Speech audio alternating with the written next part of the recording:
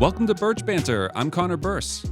And I'm Jake Dieball. On today's show, Google quietly raised ad prices to boost search revenue, and Jake addresses some common PPC tropes. So let's get into it. The DOJ is scrutinizing Google's ad pricing strategy in its ongoing antitrust trial, pinpointing how Google's market dominance allows it to inflate ad prices, a claim substantiated by Google's Jerry Dischler. His testimony revealed that auction tweaks raised ad prices unbeknownst to advertisers, especially during revenue dips. In 2019, Google amassed $98 billion from search ads, exceeding $100 billion in 2020, with mobile search being the growth driver. This is bad timing as Google is facing monopoly lawsuits and small businesses are more focused than ever on cost savings. Jake, we work with a lot of small businesses, and the ad auction has always been a bit opaque and not always about the money. Any thoughts on your end about this?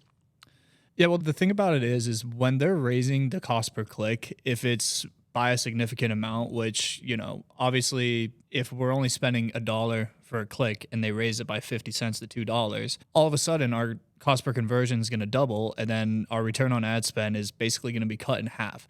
So it definitely affects us in a way that we can't control.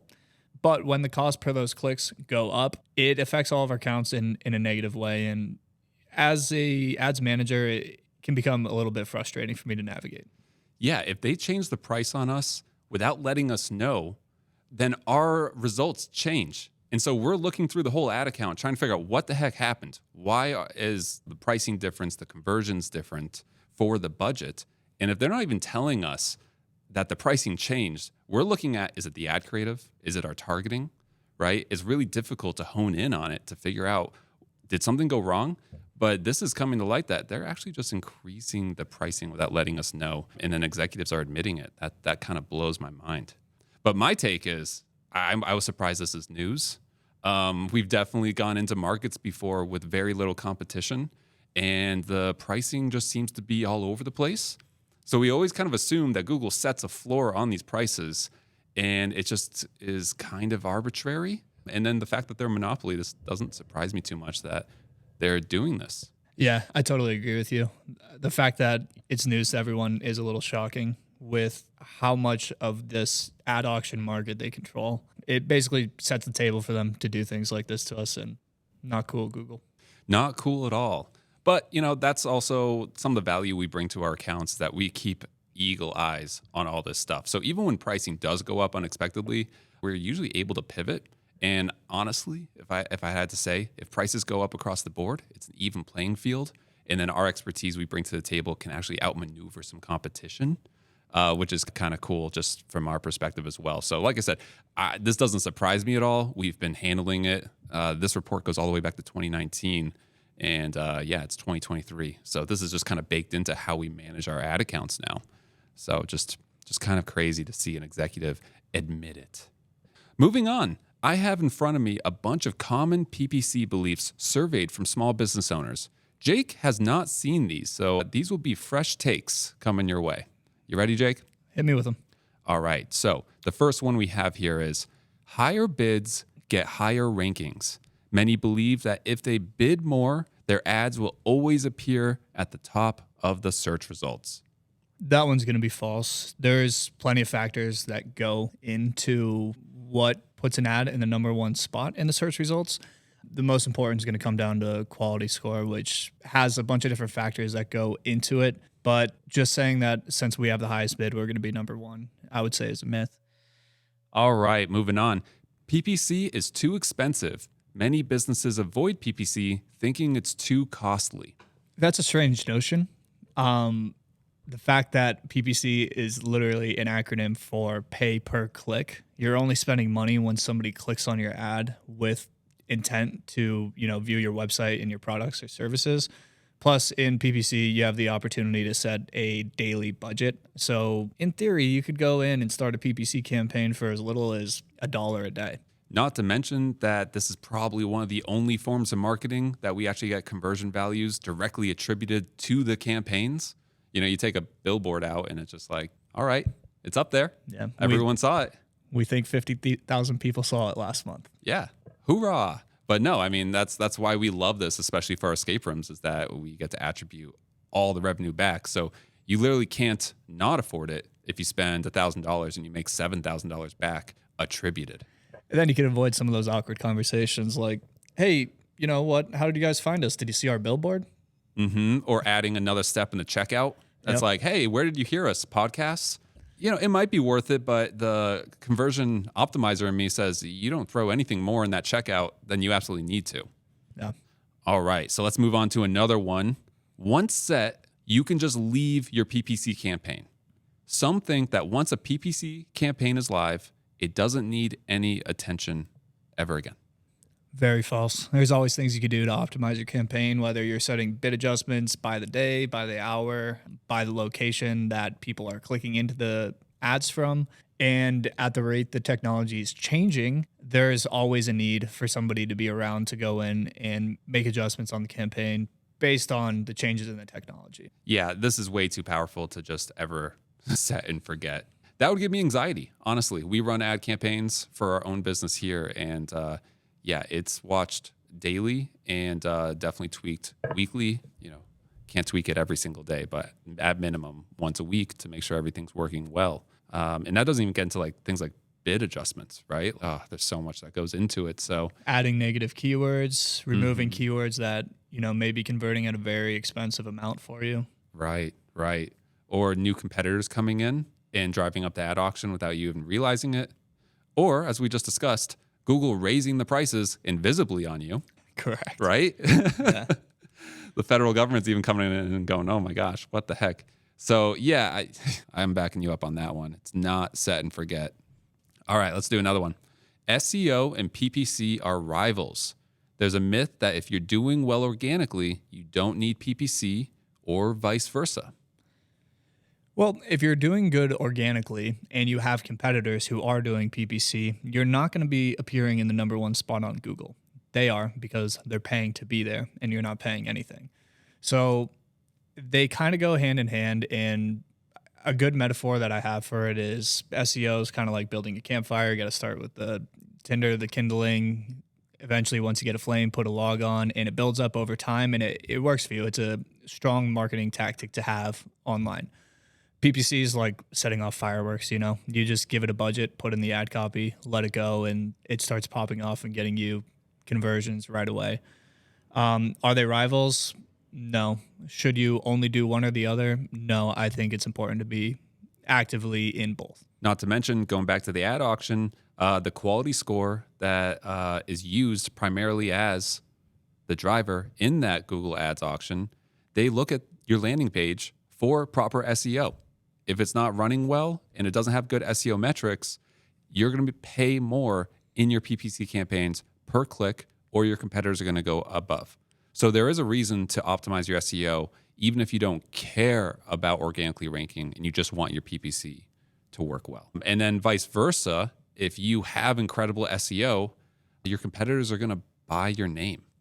So even if you are ranking number one and Google Search Council is really proud of you for being number one, you're not number one, because there is a number 0 spot there that's sold to the highest bidder in PPC. So yeah, they're not rivals, they're best friends. Yeah. And another thing as it relates to the escape room industry is we've had conversations with our escape room owners, and when we're on our onboarding call, we always like to ask them, like, who are your competitors in your area? And they'll list off other escape rooms in the area, but then they'll say something along the lines of, we don't really compete with them. We share customers. Our people who come to our rooms, we recommend them to their rooms. And, while that may be true and you may not see them as, a true competitor in that sense, they're going to be competitors in Google Ads, because if they're paying for Google Ads and you're not, then they're going to be stealing business from you. It's as simple as that. It really is. And it's going to be cheap if you're not there. So you're giving away your customers basically for free if you're not in PPC. Yeah. And look, saying that out loud, I mean, it stinks. It's not great, but it is the reality. Google owns 95% of the search traffic. So you need to play ball. All right, let's move on to the next one. A lower click-through rate is always bad. That's a tough one. A lower click-through rate, Well, first, obviously, to be able to say a lower click-through rate, we have to establish a benchmark. Our benchmark for escape room click-through rates is between it's probably around 7%. Typically, we do much higher than that, but when we do see a click-through rate lower than that, it tells us we need to improve our keywords and our ad copy. So it's more relevant to, what the user's searching that they get on your site and want to check out. I'll add there, though, we're really blessed to have as many escape rooms as we have. So we have our pulse on that industry like crazy. Yeah. But for a lot of campaigns, you can make the case if you have a really amazing click-through rate because you're just, I can get a good click-through rate on a campaign that says, hey, click here for free money. Sure. That's going to be a great click-through rate. And then you end up and it's like a lawyer trying to get leads. No one's going to convert, right? So Sure. If your click-through rate is amazing and no one's converting, maybe you actually need to put more disqualifiers in your ad to decrease the click-through rate. And since you're only paying for the clicks, now you're getting more qualified traffic and more business, right? Definitely. Yeah, that makes a lot of sense. But with the escape rooms, we have that dialed in. That is so nice to have that benchmark Sure. and the ads and the disqualifiers already baked in. That's nice. And that's to say we have been running strategy for escape rooms on PPC for about 3 years or so now. And over that time, we've basically duplicated that strategy, same strategy with the same keywords and mostly the same ad copy for all of our new escape room clients that have came on since then. So that click-through rate is a baseline for us on the keywords we use. Now, another agency that is running escape room marketing might decide to use a different slate of keywords and different slate of ad copy, and that could affect their click-through rate in a way where they need to establish their own baseline. Right, because I guess you could run a very vague ad. Yeah. That's like, fun tonight. Sure. And then people type in things to do, and you'll get a lot of clicks. Yeah. But those people might not be looking to do an escape room. They might be looking for a bar, and you went too vague. So yeah, if you just really guide by click-through rate without any proper benchmarking or understanding really what drives the purpose of the searcher, then yeah, click-through rate is kind of meaningless. So high or low doesn't really make a difference. So yeah, you can never just be like 10% click-through rate. That's it. Good to go. Yeah. Draw a story with all of your results and all of the data that Google's given back to you. Click-through rate, conversion rate, cost per click, all that fun stuff.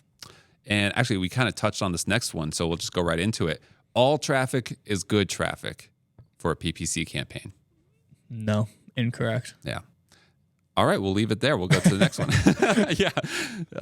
All right, broad match is the best way to reach everyone.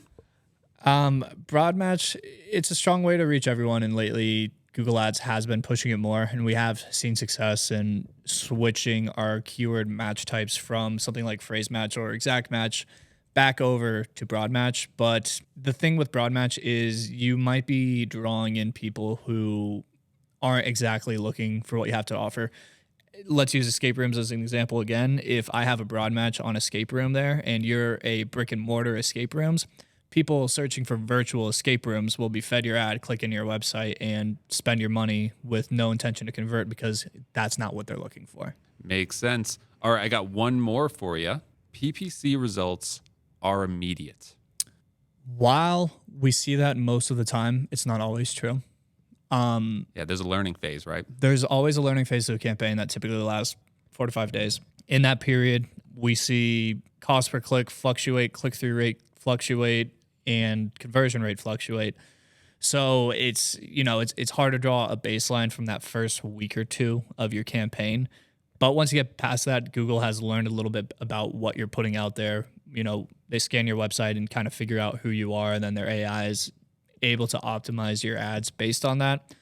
And typically that's when you start seeing conversions come in a little more consistently. So we've also seen the opposite, where in that learning stage, cost per click has been extremely low, click-through rate's been high, and conversion rate's been high, and we've seen a lot of results be turned in that time. But don't judge the performance of your campaign by how it performs in the first week or two. And I'll piggyback on that a little bit just to really drill home the concept of reporting back conversions to Google Ads, because that learning phase that Jake was just talking about requires something to learn off of.